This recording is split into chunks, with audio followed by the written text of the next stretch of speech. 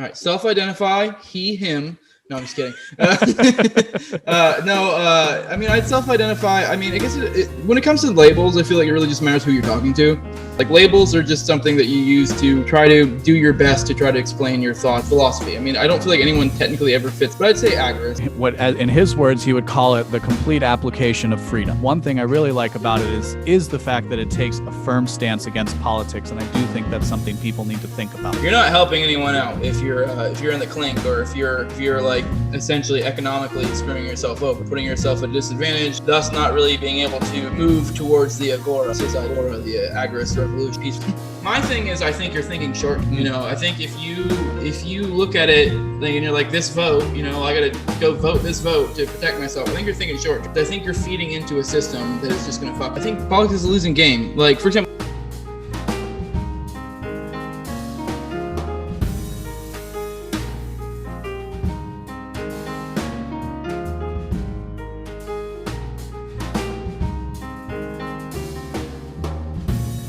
Welcome to the show.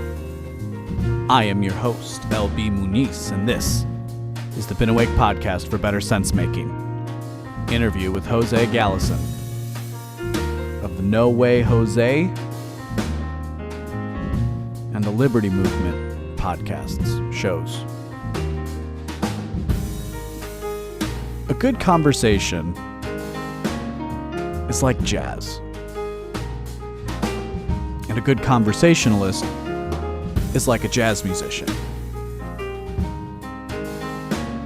When I was learning at least a little bit how to play jazz, it's all about improvisation on the basics. So you can't escape the simple building blocks of music and musical theory to be a good jazz musician. You just might not be able to articulate it. A good conversation, when it's like jazz, feeds off of each other and it takes a new life every single time. And you say the same thing, but it's maybe a little bit different. And that's what I'm trying to do with these interviews. I really want to thank Jose for coming on the show. It was a good time. We talked about agorism, which is a specific school of thought, ideology, that rejects politics and wants to maximize freedom. It rejects the political process altogether, frankly. We talk a little bit about that. We get into masks. I went on a few different tears towards, I don't know, the 40-minute mark. And overall, we had a gay old time. So make sure you follow him on social media. Make sure you go to beenawake.com, sign up with your email, and we'll keep doing better sense making. If you really like what I'm doing, you can go to beenawake.com/donate and, I don't know, buy me a coffee. Warning. The following broadcast is not approved by your teacher, university, politician, or government. Side effects may include skepticism, better reasoning skills, liberty, peace, and an escape from the woke.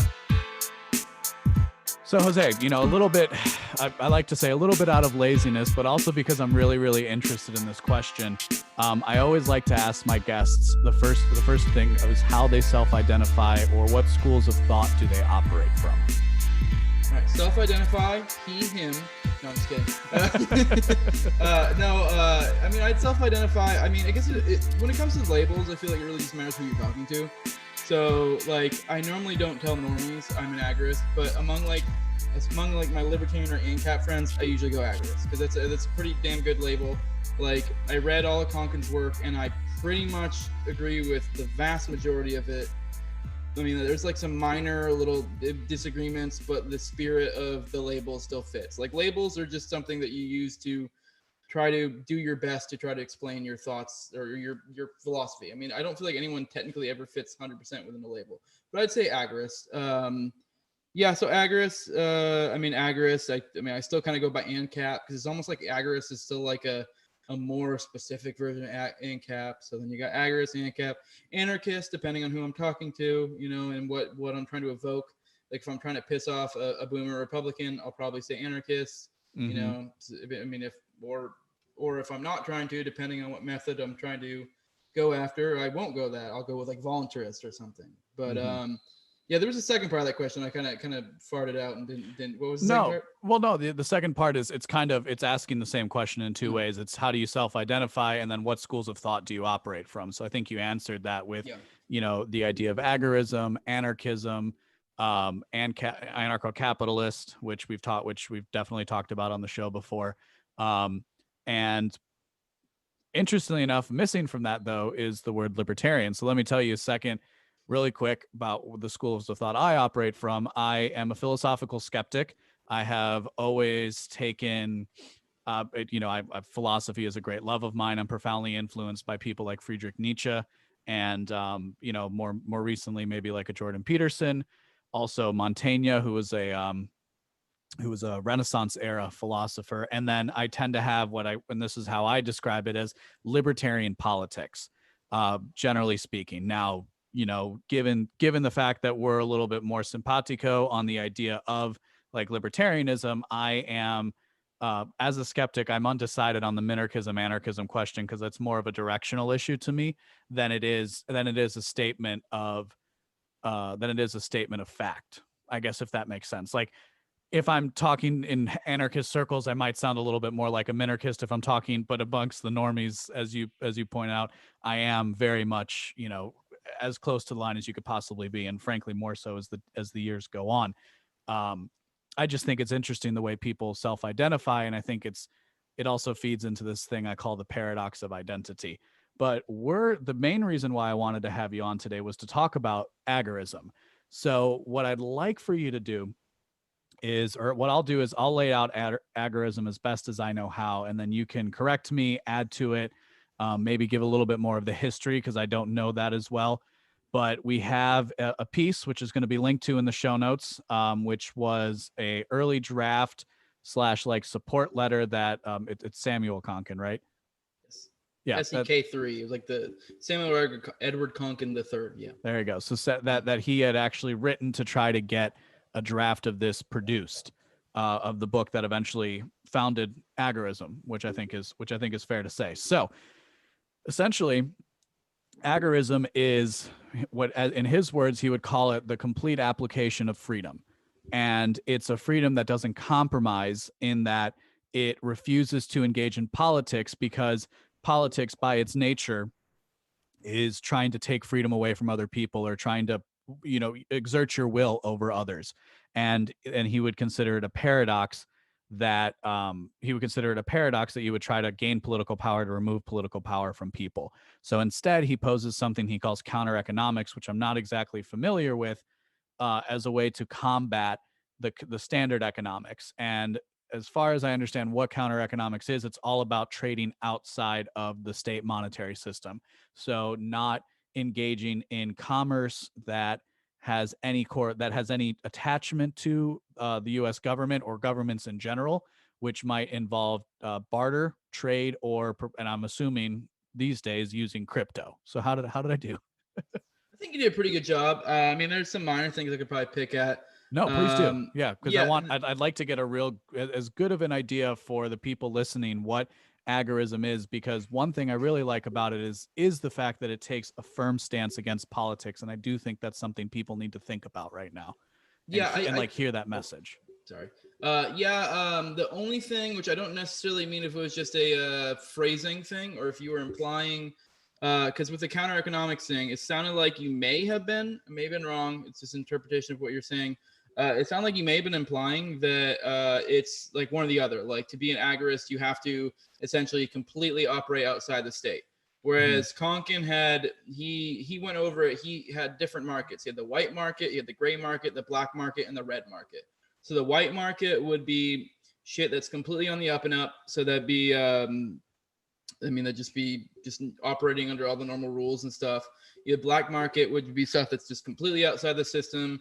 you're selling weed for, money or just for cash, so that way the state can't track it or whatever. And then you have the gray market, which is like somewhere in between. It's kind of this like, for example, it's like if you had a cash business is a good example. It's like, I mean, let's be real. You're probably not reporting all that income if you have a cash business, because you're kind of a fucking idiot if you do. I mean, I don't know anyone who runs a cash business who would, without lying to you, tell you they report all of that income, because that just would not make sense.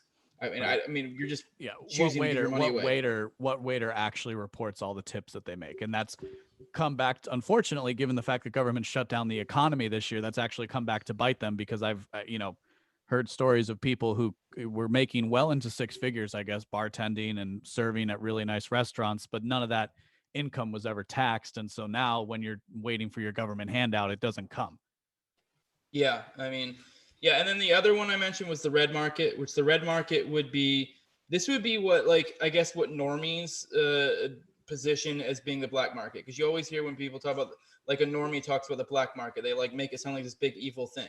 So there, he kind of makes a distinction between like essentially stuff that aggresses against others. So something that doesn't abide by the NAP, which I'm sure you probably talked about before. I haven't listened to all your stuff. Non-aggression principle, for those who don't know, just means, you don't get to aggress against others. And so his thing was the red market would be that stuff that operates outside of the state that aggresses against others. And he's against that. The idea is that's not cool at all. Like, that's the red market. So that's his distinctions: the white market, the black market, red market, and the gray, which is in between red and white. So, and he even was very clear in his books that he never said like anyone should be necessarily straight up in the black or the white. Like, you shouldn't be one or the other. He actually kind of almost, it sounds like he's like, I guess if you're capable of being in the black, and but he basically makes it like you should weigh your pros and cons. Like, because his whole thing is just kind of gaming the system in a sense that like say you have a business that's operating outside the system to some degree, and say you're skirting around taxes, and that you may, because the tax code well, or the penalties that you may incur, you may get hit with a $1,000 fine, but your profits are going to be $10,000. From Conkin's perspective, go for it, because it's like, if you get caught, you are going to win out. He would probably say maybe have some sort of slush fund for when you get screwed over, So he wouldn't say don't engage, but at the same time, if your cons outweigh your pros, his idea is don't do it, because that's dumb. Like, you're not doing anyone a favor by screwing yourself over, So. But it does center around the idea of trying to remove yourself from the, maybe let's call it the mainstream economic system as much as possible. Would I have that right? Yeah. But I think his just idea is, so you're not you're not helping anyone out if you're in the clink, or if you're like essentially economically screwing yourself over. You're putting yourself at a disadvantage, thus not really being able to move towards the agora, which was his idea of the agora, the Agorist revolution, which was the peaceful revolution. Okay, so that's what he means by it, because when I hear agora, I think, well, agora means like market, and it means open market. They were very, I've actually walked in the agora in Athens, so that's kind of where it traces to for me. But he considers that to be the revolution. Okay, I kind of blurred terms there. No, for sure. Well, like I said, I have just what I said is exactly what I know about agorism. So feel free to fill in the blanks wherever possible. But I got hung up on that because I heard another interview that you did talking about agorism, and that's what made me reach out, because it was just kind of, I don't know. Well, it's interesting the words people use and like where they come from and how you redefine them. Yeah, no, just distinct. He does talk about the agora, and for him, the agora was just the market. And I guess the way he saw it is that the market should be unimpeded by the government. And so, I guess that he doesn't really shit on people who operate in the gray, or really even people who operate in the white. He just thinks you should, to the greatest degree you can, operate outside the system. So he just considers the agora the market, and the pure agora is the one that's unimpeded by the government, essentially, or by coercion, to be more specific. So not even necessarily government, just coercion in general. So because he also is against the red market. So even if you're outside the government, doesn't necessarily mean it's okay. Right. So just coercion in general is what he's trying to get away from. And the Agorist revolution was a concept he had that he had in, I can't remember if it's NLM, I think it's the first book. I want to say it's NLM, the New Libertarian Manifesto, which is his first book. He had 2 books, so people know. He had the New Libertarian Manifesto and Agorist Primer. You probably should read them in that order because that's when they came out. And so most people would advocate for in that order. I mean, I don't know if it necessarily makes a difference. But in NLM, he goes big into kind of his concept of how he thinks, utilizing agorism would affect, how do I say, just affect things going forward. And his idea was the idea of the agorist revolution. And it was a peaceful revolution. And he kind of goes into how in Soviet Russia that one thing he brings up a lot is how much of the economy was black market. And that was the only thing to some extent keeping it afloat. And it's actually kind of what put it under, because I mean, you operate within the black market so much. And after a while, it's just like their government is just nothing. And that's kind of why you see, I'm kind of talking my ass a little bit here because I'm not a super historical guy. So, but you bring up a great point. And in fact, we have a modern day example in Venezuela, right? Which is the fact that the Venezuelan people have been they use the electrical grid to mine Bitcoin and then to buy toilet paper on Amazon with that Bitcoin so it would get delivered to them.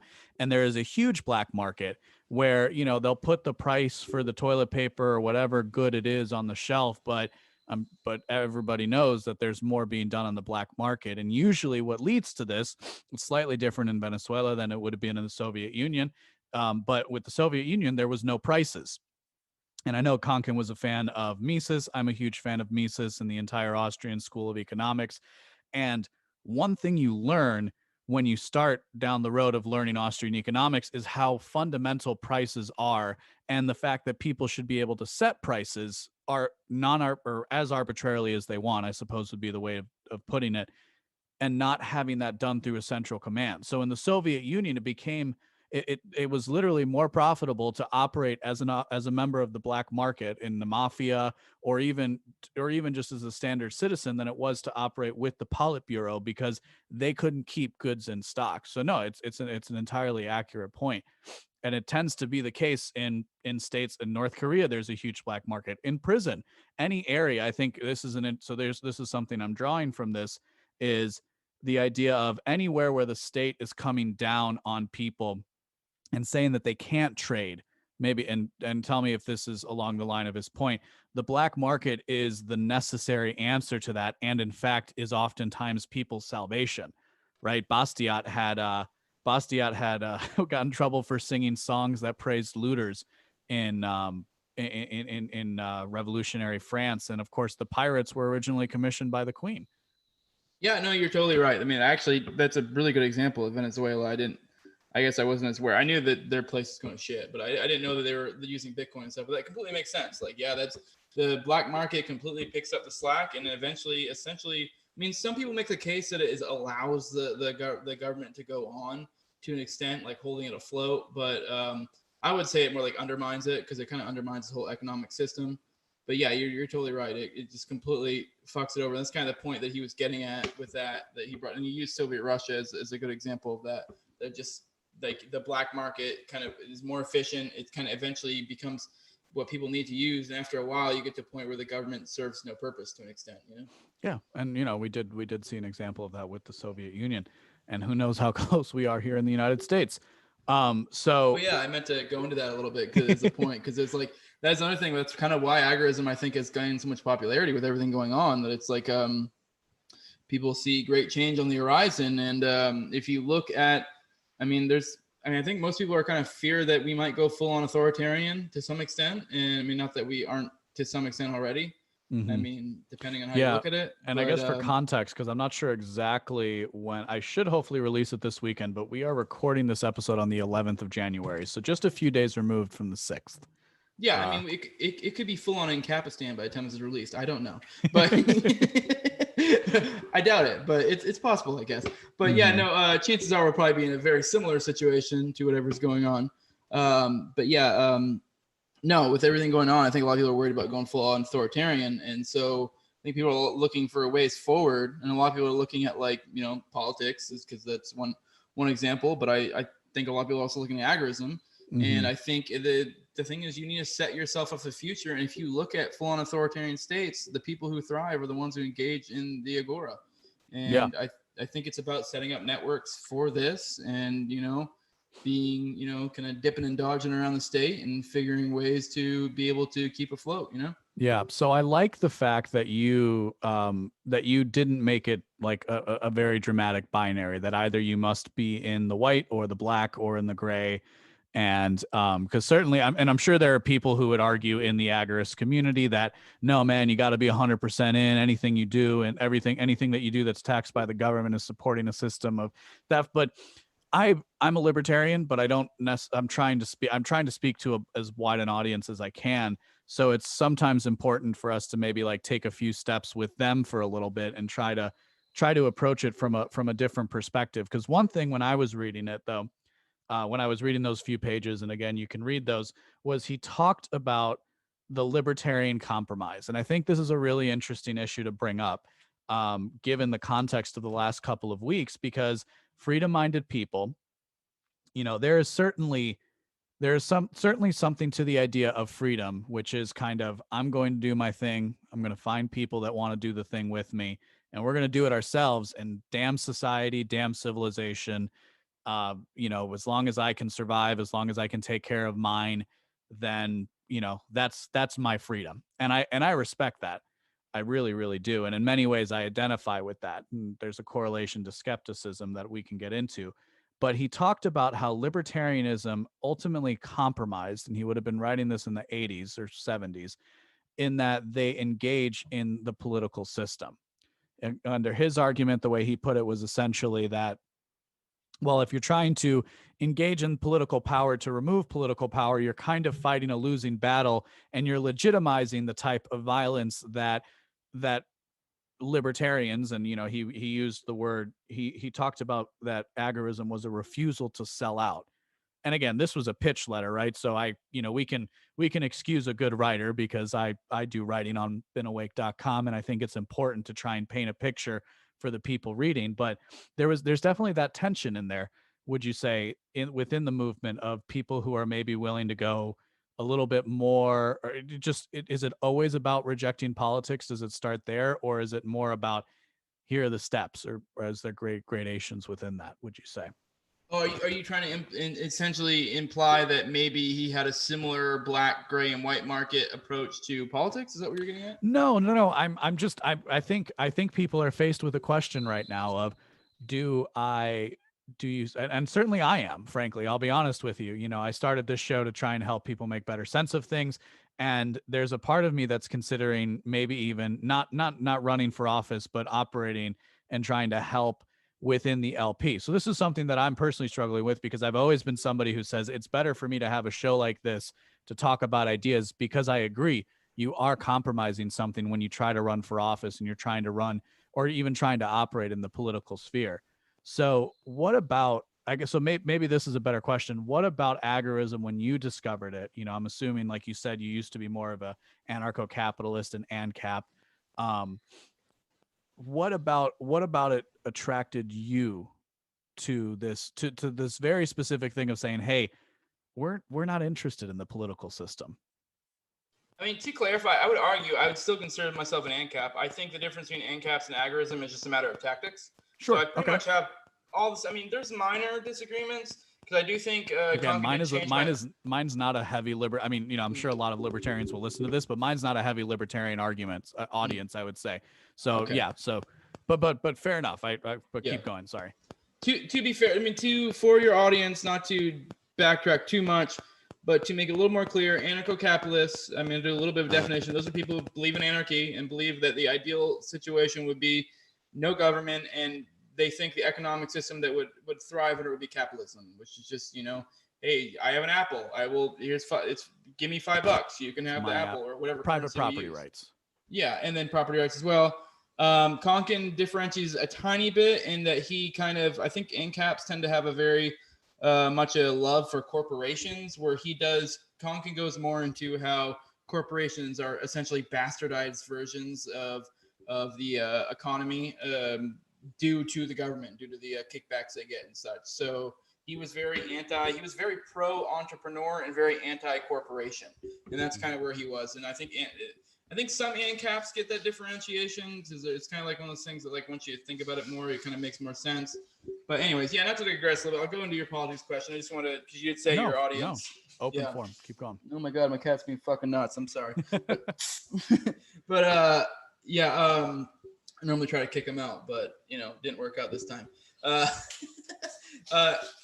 Motherfucker, he's being crazy. All right. Anyways, yeah, this is great audio for everyone listening. But no, we'll go into the politics question.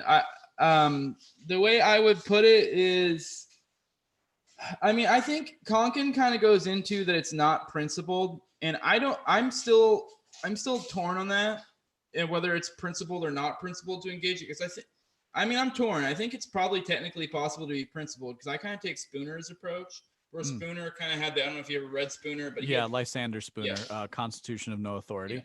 Yeah, he brought up the argument of voting, and he brought up the voting from self-defense.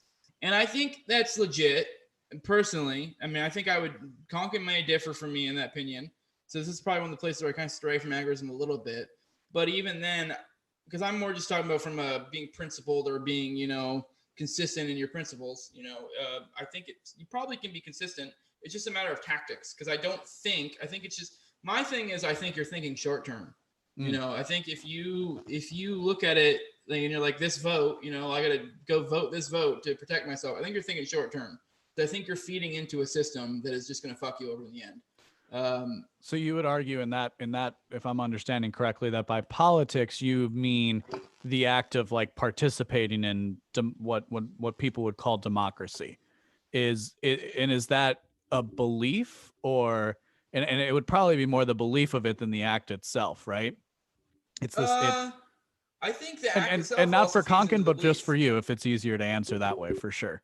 Yeah, I think I don't know exactly. I can't recall exactly where Konkin may fall on that, but I think for me, I would say that I don't. Sorry, you want to say that question again? I kind of had a brain fart. Yeah, no, for sure. No, well, so what I'm kind of. Well, the way you were talking about politics, you were saying that like if your vote means something. So I guess, and this, because what politics is kind of a question. Is politics, and then specifically in this, is it more about believing that your vote does something, or is it your vote, or is it actually voting? I think it would be like both. I think both are negatives. If you believe your vote does a damn thing, I think you are a little bit delusional. I would agree. So that would be, for one, there's the argument of like, why, if your vote probably doesn't really mean anything anyways. So why even feed into the system? Sure, you make the argument that if you get enough people together, but then I think you're just feeding into the system. So like even just being another tally mark is just another tally mark, another statistic of how many people are feeding into the system. Eventually you're going to get to a point where if we have enough people not voting, it's like, what are we even doing here? So, that's kind of the way I look at it. But so those are the tactics you're talking about. It's less about people who want to participate, but it's more, and correct me where I'm wrong, but it's more of refusing to play the game, right? So it's like, it's not that I care what's happening. It's that I'm taking a stand and saying I'm not going to participate in it. Yeah, to some extent, I think so. I also just think in general, I think politics is a losing game. Like, for example, I'll bring up, I don't know how many people, you said your audience is a little bit different. I'll bring up libertarian, like kind of LP politics right now. A lot of people who are involved in the LP, a lot of people don't really like the LP. I'm not going to lie. Part of what kind of drove me away from the LP was JoJo. Like I kind of got really frustrated with her message, and it just kind of really turned me off. She just was very ineffectual. And that's kind of around the time I read Agorism. It's just like with everything going on, I just can't believe they didn't capitalize on the craziness that was going on to have an effectual message. And yeah, right now we're having a reinsurgence in the LP of the LPMC. I don't know if you follow that stuff. Where that would be the Libertarian Party Mises Caucus. Yeah, and they are. I'm not gonna lie. That you listen to their message, they are fucking on point. Like you listen to everything they say, they are on point. They are fucking lighting people up. They're talking about taking a takeover of the LP, and I think they're gonna do it. I think they're gonna take over the LP, and a lot of people are all butthurt and say they're not going to. I think they're totally gonna do it. I see the energy there. They are giving a good message of liberty, kind of almost more radical Ron Paul type approach? It's one of the reasons why I'm thinking I'm not necessarily to join as part of the caucus, because I have issues with caucusing and being part of organizations, because again, that sacrifice of autonomy, which is really important to me and really important to I think the development of like good thought, is as soon as you're playing as part of a team, now you're concerned with what other people do. Like my newsletter is all done by me, 5 days a week. The extra stuff that I'm doing on the weekends, interview like this, I'm a one-man operation, hopefully more in the future, but you sacrifice something when you caucus. But again, I like the messaging, and I like the idea of having a good message, like the types of ideas that we're talking about, because the reality is we probably agree on more things than we disagree about. But this message of freedom and liberty in like a real sense, because here we are talking about the LP, and what are we talking about? 10,000 votes, right? Like a million, like maybe a few million people. The liberty movement is maybe a little bit broader than that, but you're also talking about constitutional conservatives in that mix, and a little bit more, and maybe some old school blue dog, Democrat types who are still Democrat because their daddy was a Democrat. I don't know. And so it's like we're always talking about this microcosm, and I think sometimes it's forgetting what else is out there and how other people are really interacting with this thing. But the point is, I think it's important to have a message of liberty actually mean something, and like it or not, and this is the thing that I can't escape, because I like the idea of moving the conversation beyond politics. I really, really do. But that doesn't stop everybody I meet from putting me in the political box, right? It doesn't matter how often I want to talk about culture or music or art. This particular area of philosophy has always interested me, like political philosophy. And as a result, I've kind of been, I get dragged into the political game. So I think it's, given that we're talking about such a small group of people standing apart from society, where does the growth come in? The growth. Like how do you spread the message, I guess? I don't know. This is a very open-ended question. How do you spread the message? I guess that's a good question. I kind of challenge my thinking a little bit. I mean, for growth, specifically from an agorist perspective, I don't know if we would be as concerned about growth necessarily. I think it's more like lead by example type thing. And if you do, you do. Mm-hmm. It's kind of like the whole idea of the remnant. Like I'm sure you've heard of the idea of the remnant of like I don't even remember where that originates from. I want to say it was a fucking J. Knock, Alfred J. Yeah, Knock. Yeah. Mm-hmm. I was about to say, I couldn't think of the name. Tongue. But yeah, it was a Knock thing, and the idea of the remnant, and that you just have the message and people will come, and it's kind of maybe you draw in other people, maybe you don't. I think there is probably some aspect that some people just aren't there. And I mean, as much as we make fun of 3%ers, and stuff like that, there's something to that like mm-hmm. It doesn't take much people to to move the Overton window, which I mean, I was actually going to mention that when you were talking about the LPMC, actually to come to their defense in a sense, because you're talking about how small they were or are, if you really put it in scope, I don't think it takes much. I just think engaging in the political system kind of just undermines what you're going for. Mm-hmm. So, because the point I was getting at before, where I was bringing up the LPMC, is right now they're setting people on fire right now, and to some extent that's good. I think you probably are getting a lot of people thinking about this stuff, but I think also you are building up a platform that's inevitably going to be used against you later. Because you look at some people might be upset that I'm bringing this, but like the Sarwark types, or Sarwark, or whatever the hell you say his name. Yeah, Nick Sarwark. He is the sitting chair of the Libertarian Party. He's not anymore. I don't remember who is now. Okay. But essentially those types, like blue-pilled, like essentially still embroiled in the cathedral, just very, like if you've obviously this is a little bit timely, so I don't know when you're releasing this, but like say with this whole Capitol attack that recently happened, and you see all the people that like how the LP responded and immediately were like, oh my, like clutching pearls, which don't get me wrong, you could probably make a case about it's bad, but where were they at with the BLM riots? But they it's a question of quiet. But I think with the point you're driving at, and it's a point I agree with, and I said this on my show last week, I can sit here and say that was a really dumb thing from a tactical perspective. I think I just saw Tim Pool again. This is recorded on the 11th. I just saw Tim Pool put out a video talking about how the Capitol Police requested backup 22 times and it didn't come. So I got to do a little bit more digging on that. But I was saying that in private, and now I'll say it in public. Of there was a breakdown of security here, and to the question of whether it was intentional is not something that will ever be adjudicated inside of the corporate press, because that's not what we're living through right now. We're living through an ancient religious ritual. Basically, we're living through a scapegoat. A scapegoating ritual, and Donald Trump is going to become the scapegoat for American racism. And anybody who agrees with Donald Trump and who will still stand by him in the future will be, by everybody in polite society, known and called a racist. Now, you and I don't really care about that because we're not interested in him, and we're not interested in the type of politics that he's talking about. But there's a lot of people who are completely untethered from reality right now. And I'm a little off track from wherever we were before, but I don't remember what I was leading up to. I'll be honest with you. But we can back it up. I was kind of getting into what I was getting at with how that the LPMC, like say with the LPMC, where they have this great message. Yes.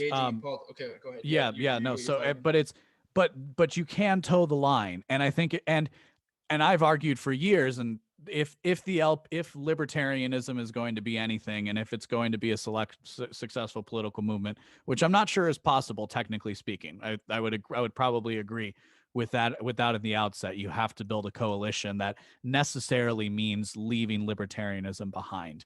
That doesn't mean you shouldn't walk the line in your messaging. And I said it was a dumb move, but you know what? It's better than it. I don't care. It's better than going after a target. If you break into a liquor store or a gas station, you've broken private property, and you've broken private property. That's a horrible thing. If you go into a state house, that's where you're supposed to go. I mean, I'm in Illinois. This is a very mask-heavy state, and you have these 50-year-olds who are bragging about the fact that somebody got kicked out of a grocery store. And this was a piece I wrote a couple weeks ago, and I said, go to the city hall, go to your police station. Don't force some 16-year-old to yell at you, 50-year-old man. You're not brave for not wearing your mask inside of a restaurant or inside of a grocery store. I don't know exactly where you fall in it. I'm not a fan of wearing masks, but again, kind of where I am necessitates some kind of compliance, if not complete and total compliance. But I think we would agree with that spirit of the government is the one causing this problem. And so too with protests and rioting. The government is the seat of power. Why wouldn't you take it to the power? Now, they were stupid to do it because you broke into the federal Capitol building while Congress was in session. Like, for the love of God, people, why weren't we thinking? And of course, I think this is probably another tenet that agorism would agree with, is the aversion to the mob in and of itself, which is kind of what you're doing by removing yourself from the system and operating in the black or the gray market. Is you're removing yourself from the tyranny of the mob, really, that we've been living under. Yeah, to an extent. I mean, just to back up, I am in Florida, so just so people understand, I've brought this up before. So although like pretty much the state has no mask mandates, but a lot of private businesses do. And I'll be honest, I pretty much don't wear it other than a few select places. I mean, I've actually never been asked to put it on, but if I was, I would politely, if they're being an asshole about it, then I might be a dick back. But if they politely were like, sir, you have to wear your mask in here, I'd be like, okay, I'm sorry. My bad. But like, aside from that, like that's kind of where I'm at. And because it's like, and it's kind of honestly how it is. And it's like, I'm not really being an asshole by doing that. Because if you were in Florida, you would see that most places, like, they have the signs up, and probably at least 30% to 75%, depending on the location, of people don't, and no one cares. It's just a formality. I'm in rural Michigan, rural Iowa, it's a suggestion, and I respect that. You know, I understand why they're trying to comply, right? That's the burden of a businessman, in many respects. But you know, I went to get coffee, and this is probably going to sound really foreign to you, but this is what I'm living with in Illinois, Michigan, Iowa, because I have to wear it for work sometimes, and you know, that is what it is. But basically what I do, and this is my little secret, is I never cover my nose. I've done it twice when somebody's asked me to. Once because I was on a coffee date, so I didn't want to. I didn't want to seem like an ass to the girl. And then of course she didn't want to hang out again, so I probably should have just done it anyway and like actually stood up for something, because I kid you not, the girl was wearing a mask behind the counter. This is a complete diversion, but I think you should understand what we're living through up here, and other people should really think about how crazy this is. I'm sitting in a restaurant. I'm getting coffee. I'm in the store for 10 minutes tops. And girl behind the counter is wearing a mask over her mouth, the whole 9 yards. There is 2-inch plexiglass or whatever between us. And she tells me, "Sir, could you pull your mask up over your nose?" If anybody within the sound of my voice doesn't understand that that is programming and not logic and not human reason, then go ahead and subscribe. Make sure you come back, listen to the show, listen to the stuff I'm putting out, because I'm going to help you get to a better understanding of the world. And part of that is recognizing programming when it happens. The idea that I have to cover my nose of all things, because heaven forbid the air particles that are blowing down somehow bounce off the ground and go into you and get you sick, even though I've not been sick. That, and then the other time was at a dispensary, and I really, it was kind of busy. So I've compromised myself a couple of times, but that's the compromise you have to make in a state like Illinois right now. Is basically, I'm like, I feel free when I don't cover up my nose, and how ridiculous is that? Sorry. Yeah, I mean, know that was a huge case. rant. Yeah, no. I mean, that's kind of the case even here a little bit. I mean, like I said, there are spots where you kind of got to wear them.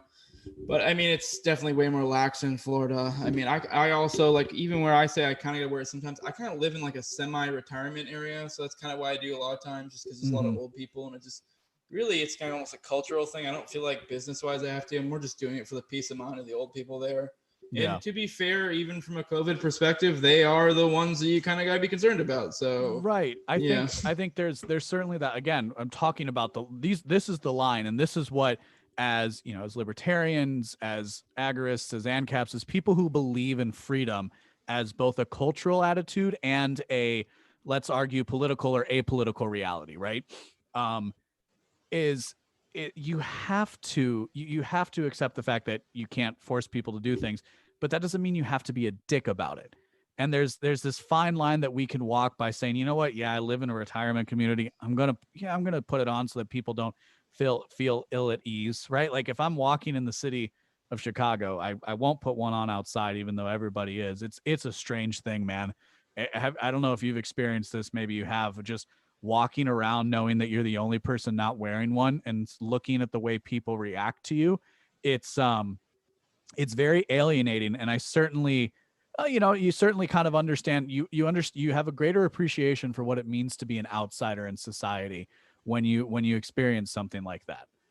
Yeah, I mean, we kind of have the opposite experience in Florida. Like, if you're outside and not in a business and you're wearing a mask, it's kind of, look at that fucking nerd. I mean, some people do it in a business, but it's like, depending on the business. I mean, like, the more corporate the business is, the more likely people are to, like, do it, because there is that, like, I mean, I guess the more corporate is, the more they probably have people pushing down from the top, like, hey, you got to implement this. But in, like, mom and pop places, like, it's not happening. It's just not happening, period. Like, there's probably like 80% of people aren't wearing masks in there. Well, let's stay on the idea of corporatism for a minute, because this relates back to agorism, and this is a really I think it's a great point, and I think I probably would have been one of those libertarian, maybe even back when I was more Republican, when I was like 18, 19 years old, types of, well, obviously corporations are the greatest manifestation of capitalism in existence, right? It's this love for the corporation and this love for big business. I think certainly I have become, and I put it in a slightly different context, I have become far more wary and far more understanding of the dangers of corporate power over the last few years. And, if we're talking a more gen pop type of argument, this is usually that's picked up by like the left wing, right? You don't hear people who are not leftists, maybe centrist or on the right. They don't tend to criticize corporations, but certainly as it, at the beginning of this, with the lockdowns, it was apparent. Then with the masks, like you just pointed out, the corporations are the ones with the greatest mask enforcement because they have the capacity to and the power to. but then also with the woke corporatism, right? Because there's like we talk about that's what it is. Wokeism isn't some revolutionary movement; it's a corporate movement that's designed to keep the masses asleep. I am done pussyfooting around this argument. If you're somebody who believes that everything is reducible to racism, you are a victim of corporate programming, because it's a hell of a lot easier for you to sit there and blame somebody of a different skin color than it is for you to realize that these corporations are the ones that are completely screwing everything up, and they're completely screwing people over. And I'm supposed to believe that Nike cares about Black lives. I'm supposed to believe that, and maybe they do care about Black lives, but they sure as shit don't care about Asian lives. So it's going to put me in, this is going to put me in hot water over time, as I'm sure you can well appreciate. But I'm so tired of people making the argument, and the fact that after the 6th, that's where everybody jumped to, is just more reason, I think, for people to do that. And to bring it back again to politics, is the LP standing up like that? Fuck no. Because they don't want to, and because they're not willing to actually walk a line that matters as it relates to freedom. No, not to once again piss off people, because this is a Yarvin concept, and he's not really much of a libertarian, but I think he has some interesting concepts to contribute to just philosophy in general. And that is Curtis Yarvin, aka Mencius Molebug, who I think is a fascinating thinker, and that's why I love libertarian theory, but I am a philosophy lover first and foremost. So I'm all about different thinkers and different ways of viewing the world. So go for it. I just wanted to. Oh yeah, no, I mean, I was just getting at that they don't want to butt against the cathedral, but yes, no, just to go back a little bit, Yarvin that's one thing. People get butthurt when you bring up Yarvin, because I mean, I honestly don't even really know the things they get upset about, because I don't really care, because I just listen to what he has to say. If he ever comes out and says, something crazy and racist or whatever, I mean, I might hear him out, but I'm probably going to disagree with him, because I don't really, I'm not one that gets triggered like that. Because if I can't listen to an argument and be like, this is why X, Y, and Z is why it's wrong, it's kind of like just a simple fact that they brought up a no word or whatever isn't gonna scare me away. I'm gonna listen to their argument. I mean, it almost like it's like this weird thing where people get upset. It's like, are you just worried they're gonna make it a good argument? What are you concerned about? This is what I call programming. Right. It's in conjunction with the NPC meme, but honestly, I was using it way before that. And of course, there's always been this idea of you're trying to deprogram yourself from standard ideologies. One thing I always encourage people to think about and to talk about, and I know this might sound silly, but it's an important thing because I've tried to appreciate people who aren't in this space. And I try to talk to them from this standpoint, which is to say, people want politics to be a binary, and politicians want that. And so do corporations and the connected. They want it to be a 0 or a 1 option. And for people who are disagreeing with us right now, in that they're listening, they're probably putting themselves in 0 and they're putting us in 1. But we're not 0 or 1. We're like 15. We're like 33.2. It's not an either or thing. Or is an inclusive word and an exclusive word.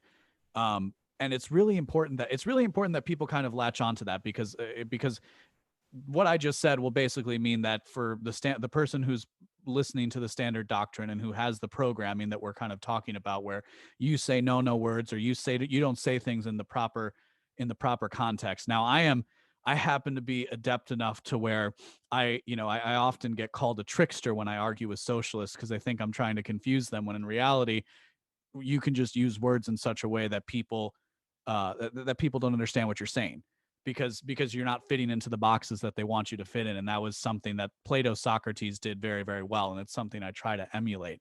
And there's really no point to what I'm saying, but feel free to respond however you feel. No, you're good. I liked it. It was a good rant. But yeah, now the point I was getting at with Yarvin, I mean, not to get too off track, because I feel like, especially where you probably have more of a normie audience, I'm assuming a little bit, maybe, I don't know, more skeptic, more kind of, I don't know, not so much libertarian. I was just kind of, I feel like sometimes you get a caveat your talks. Huh?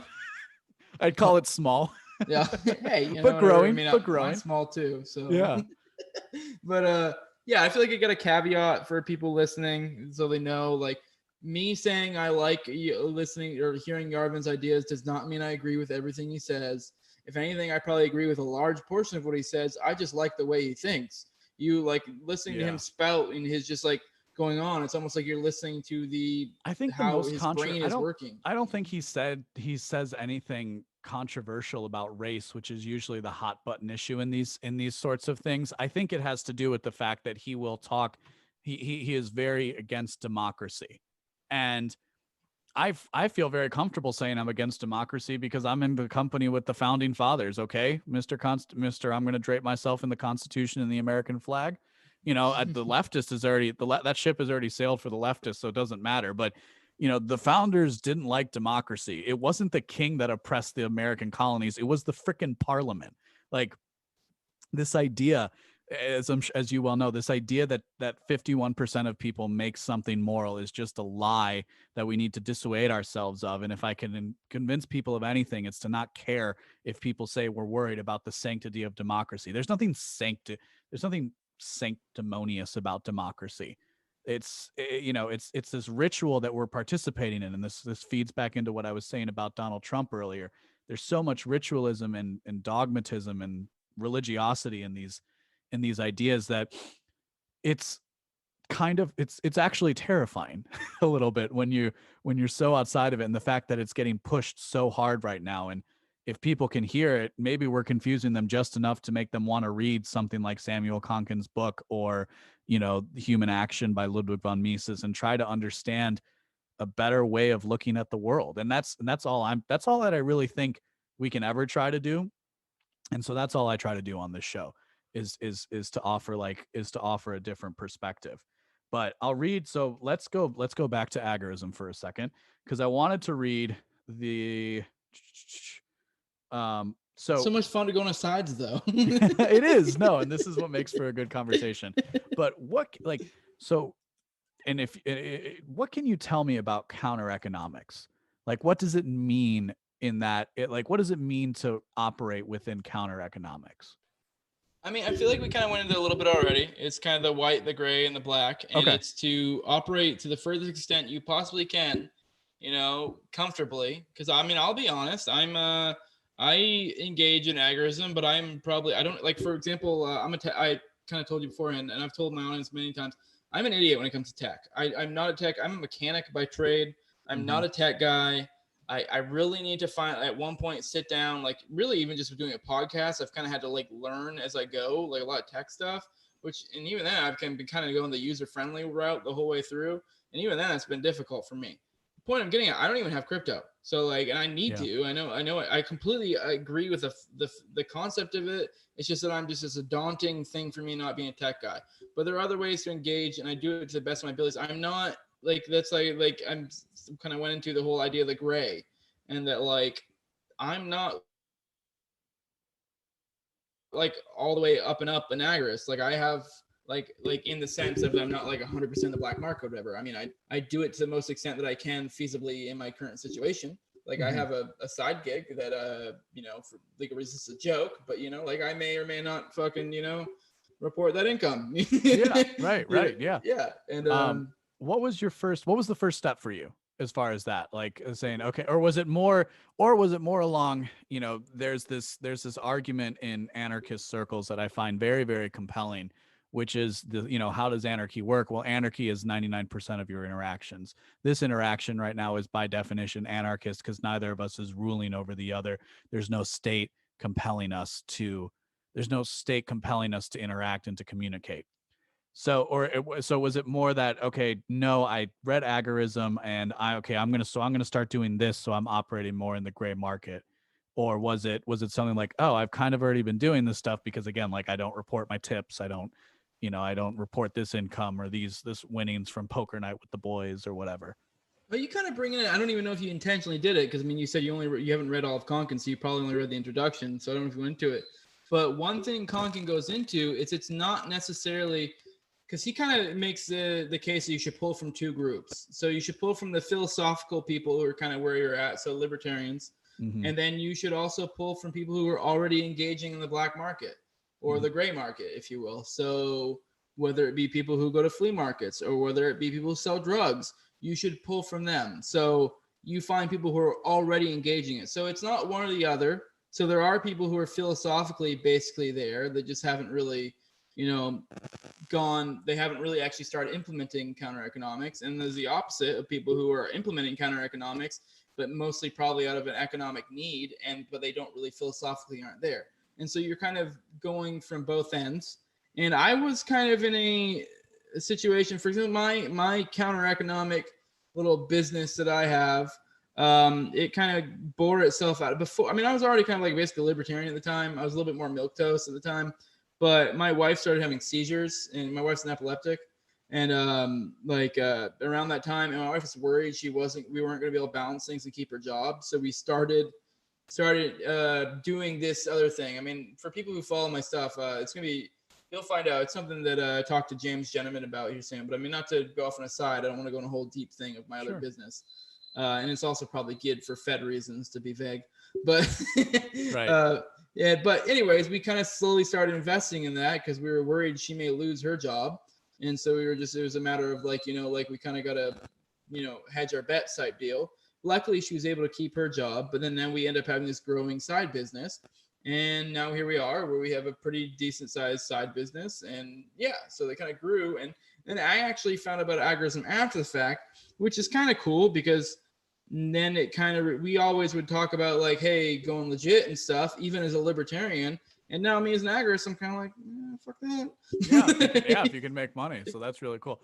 Or not even fuck that. Maybe we might get to a point where it's not necessarily fuck that, but maybe we kind of got to purposely kind of dip and dodge, or maybe do a little bit thing of you only earn 16, I only earned $16,000 a year last year, but my company did 10 million, right? Yes. Right. So that would be an example of probably at least a little bit the gray, right? Because you're trying to operate within the system, which let's be real, a lot of jobs you kind of have to. And a lot of people, and some people some people won't be entrepreneurs as much as they might try, and they won't actually be able to reach that level of independence. But I was just talking with a family member, and I have a huge family, and one of them has a farm up in Wisconsin. And so they practice a little bit of agorism because they can't sell. He raises cattle, and one of his neighbors raises hogs. And they can't sell it to each other legally, which might be crazy, but look up what the FDA requires for small time farms to comply with. They can't. So what do? Well, they got an agreement that he gives them a little bit of cow, and then he gets a hog every single year. And so they trade the beef and the hog, and that's another example every single day of what if I'm understanding this correctly, kind of what agorism means in practice. Which it's certainly one thing I did like about reading it is this idea of practicing it. It's not it was one of the things that I wrote down. And it's the mark of a good conversation that we didn't talk about most of what I wrote down as notes. But it was theory without practice is gaming and mysticism, and practice without theory is robotic and repetitive, or something to that extent. And certainly, I'm not sure if you ever went to college or university or whatever, but one thing that I really appreciated, and I'm broadly in the manufacturing world, one thing that I really appreciated about learning about the business that I'm in now is the fact that it's not up for debate. Either the piece of equipment is going to work or it's not. And if it's not working, that's millions of dollars lost every single minute for this business. And that's it's reality, right? And I talked a little bit about what reality is on the last show, but there is something to the fact of putting things into practice, and what good are your ideas if they can't be put into practice. And I think in that we've been talking a little bit about what people, and I'll welcome your thoughts with this, and then we can sign off and try to get to bed for the evening because we're recording this pretty late. Thank you again, by the way, for coming in. But I think a lot of people need to be faced with how they're going to look at the political system going forward. There are certainly troubled waters ahead for all Americans, no matter, even if you're completely outside of the system. But that doesn't mean we can't find a balance within that. And a lot of people are going to be tempted to double down on the old way of politics, especially if, let's say the Mises Caucus isn't successful. right? And the libertarians once again completely miss the mark and don't understand how to properly message themselves to the broader American public, if for no other reason than to be a Ron Paul, which was the gateway for so many people through to a better world, to a better understanding, to a more peaceful way of existence. Because even though we don't have the social order we would prefer in society, we can still create that order ourselves. And I think that's definitely I would like to think is like at the heart of agorism. And one of the reasons why I wanted to talk about this idea was for us to connect a little bit, but also so that people could realize that it really doesn't have to be about you voting every 4 years. It really doesn't. You should in fact try and live your life to where voting doesn't matter. Going back to Mencius Moldbug, Curtis Yarvin for a second, he says your opinion for government, and I love this, should be of an expatriate. So as an American living in Honduras, do you really care about the government? Well, maybe if they're trying to remove people from office and there's fires in the streets and there's bad things happening and people are getting banned and potentially we're going to have struggle sessions over the next 6 months, then you might want to pay attention. But otherwise, what's the relevance to the government in your everyday life? And I think that's a message that more people need to engage with. And to the extent that I'm able to do anything, I'd like to try and bring that to a larger audience, because people are so warped by politics. It corrodes your spirit. I mean, man, following these stories has exposed me to a lot of darkness over the last week. And I'm kind of reminded why I don't like the news cycle and the heavy political cycle, because you're just exposed to so much negativity. And that's not how humans have to live. And so I don't know. Go ahead. Sounds like you made a good case for anarchism there. Oh shit. Oh, just to back up a little bit, you mentioned college. I did college. I flunked out first semester because I was that stereotypical kid who was like not necessarily a genius, but never had to work hard in high school. Always did really well, and then just got to college, just partied it up. I had a blast, but luckily I had scholarship paid for all of it, so I just basically got a paid for semester. Wow. And I was like, I'm not paying. My scholarships all ran out, so I'm like, I'm not paying for this anymore. So, yeah. I'm out. But yeah, the one thing I would pick out of what you said there. I mean, not only pick, but pull out of what you said there is you kind of brought up how like the voting and how insignificant it is. I would say even if you think it's a negative or it's a positive, I would make the case that voting or engaging in the political system, period, is probably going to be a negative overall. So, but even if we are to accept it's some sort of positive, even then, I think it's an inescapable truth that is one of the most insignificant things you could possibly do.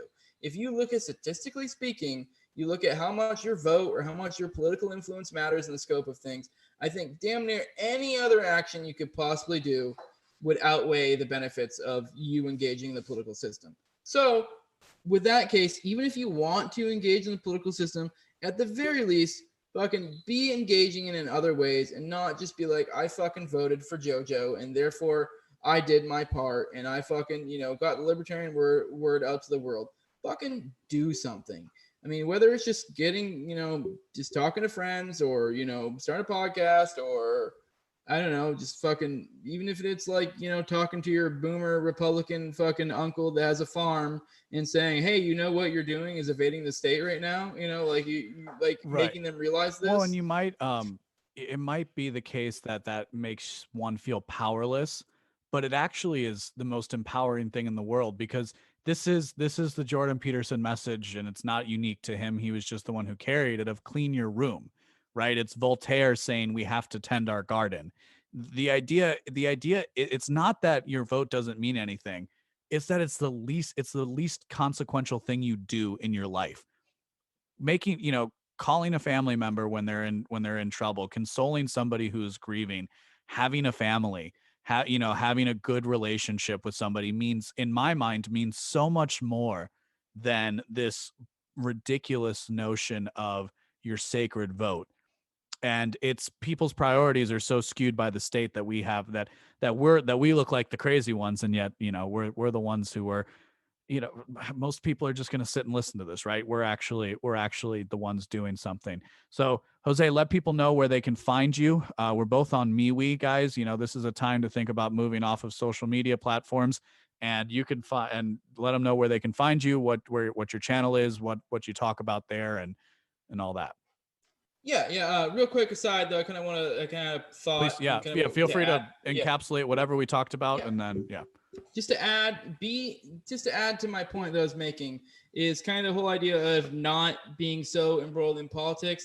It doesn't mean you have to go preach the word everywhere. I think you're actually better served to be not to be Jose the libertarian, but to be Jose who's also a libertarian is a better way to put it. Because if you're just, I mean, I'm not saying be a bitch about your beliefs and back off every time, but if someone brings it up, you know, you politely be like, yeah, this is what I believe, whatever. I mean, we not make a thing of it. And then they realize, you know, you don't have to be crazy to have these beliefs. But anyways, yeah, the fucking spec up, my plugs, all that shit. You can find me on I'm all over the place. I'm basically anywhere there's a audio or there's podcasts, basically audio podcasts. My podcatcher sends it fucking everywhere. I'm also on YouTube. I have 2 different channels. I'm on No Way Jose, but I'm also on the Liberty Movement YouTube channel. The concept of that is like it's multiple shows on there. We're trying to build up like a whole revolving thing of shows. That the whole idea of the Liberty Movement was to be cultural and non-political. So I don't really go into my political stuff there, just kind of more cultural stuff. Like I've done like episodes on comics and stuff. If you want more political stuff, I'm starting to build up my other channel. It's very small right now, my No Way Jose channel. The Liberty Movement's also on BitChute, so you can find me on a lot of my stuff on BitChute as well. I also wanted to plug, I'm kind of in the early talks right now of like working with this like kind of agorist thing just early on. I meant to bring it up earlier, kind of casually in conversations, didn't work out, but it's just they're kind of working on like an app store thing, and so I'm in early talks with them, and they're like an agorist app store, so it'll be like Bitcoin and stuff, and so I mean, especially with like say they look at what happened with Parler recently, Right. I think that's kind of a good point of how we need to not be so reliant on these app stores like Google Play or Amazon or whatever, because it's like they're gonna zap your shit quick as fuck. Mm-hmm.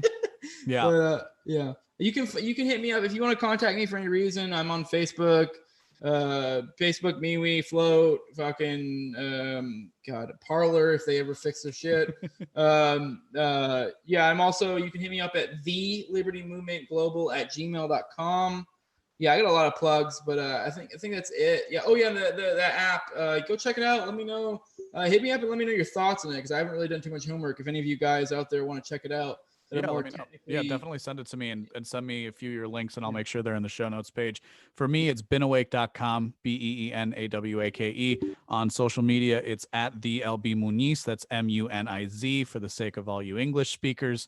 This was a lot of fun, and I am really looking for. I want to talk to you more about the cultural stuff, because I think that's super important, and it's also good to be in that kind of a space where you don't where it's like, okay, this is off the table. So let's talk more about that offline. But until next time, thank you so much for this. This has been a lot of fun. Real quick, I didn't finish it. And the Fed.app was the app. So if you guys want to check it out and let me know what you think, I haven't really done a deep dive yet, but I like the concept of it. So let me know what you all think. That sounds really cool. And the call I will put out there is, there's any agorists listening, is let me know exactly. And I'm talking to one of my friends in particular as well, because he'll listen to this and he's gonna know I'm talking to him. Somebody figure out how to make a phone, and I can probably figure out how we can get the equipment to make it happen. So if somebody knows how to put a phone together and to load an operating system on there that's, maybe outside of Apple and Google's control, we might be able to do some business. So look for me on social media at the LB Muniz. Sign up for the newsletter, and we'll be back with another episode. So thank you very much. Peace out.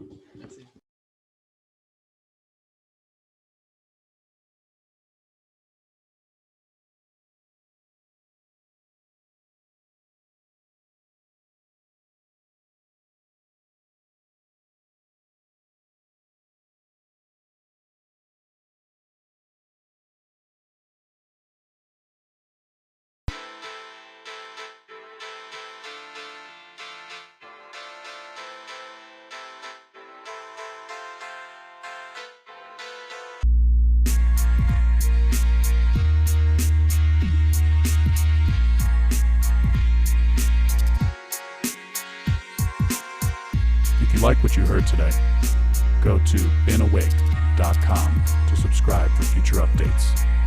My name is LB Muniz, and I am not one with the woke.